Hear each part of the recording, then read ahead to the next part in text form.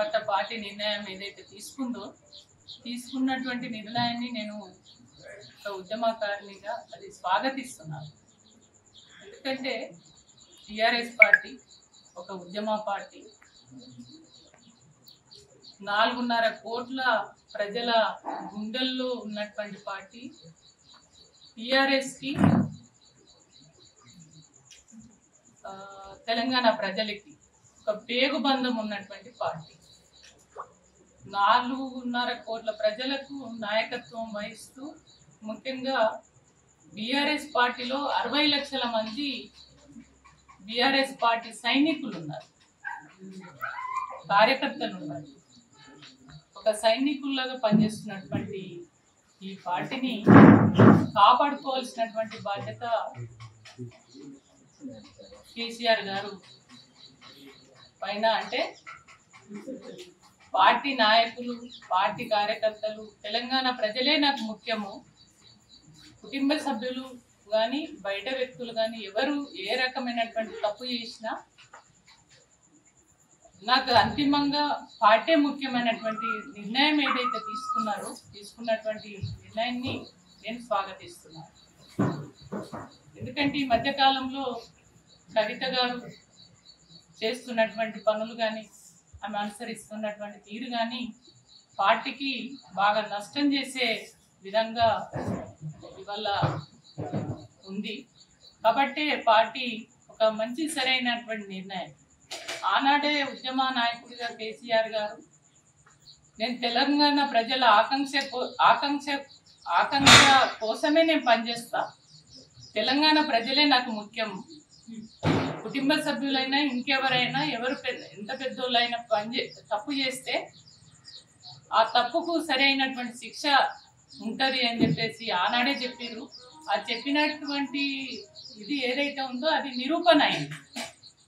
అంటే సొంత బిడ్డ అయినా కూడా తప్పు చేస్తే నేను లెక్క చేయను అనేటువంటిది నిజంగా గొప్ప నాయకుడు కేసీఆర్ గారు తీసుకున్నటువంటి ఈ నిర్ణయం ఏదైతే ఉందో, కుటుంబ సభ్యులైనా ఇంకెవరైనా, అంటే నాకు తెలంగాణ ప్రజలే నా బిడ్డలు, తెలంగాణ బిడ్డలతో పాటు మా పార్టీ ముఖ్యం, పార్టీ కార్యకర్తలే ముఖ్యం, పార్టీ కార్యకర్తల్ని కాపాడుకోవడమే నాకు ముఖ్యమైనటువంటి పార్టీ అని భావించి ఇవాళ కవిత పైన సస్పెండ్ చేసేటువంటి నిర్ణయం ఏదైతే ఉందో అది స్వాగతిస్తున్నాం.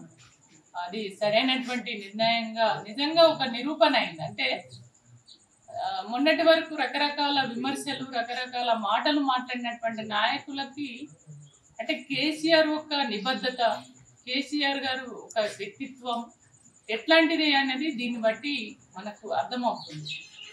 కాబట్టి కేసీఆర్ గారు ఒక ఉద్యమ నాయకుడిగా, ఒక తెలంగాణ ప్రజల రక్షకుడిగా, అంటే తెలంగాణ రాష్ట్రాన్ని తీసుకొచ్చినటువంటి వ్యక్తిగా అన్నిత్యం కూడా తెలంగాణ ఆయన ఊపిరి ఉన్నంత వరకు తెలంగాణ ప్రజల కోసమే పనిచేస్తున్నటువంటి ఒక సంకల్పంతో, ఒక మంచి ఆలోచనతో ఉన్నటువంటి వ్యక్తి కేసీఆర్ గారు.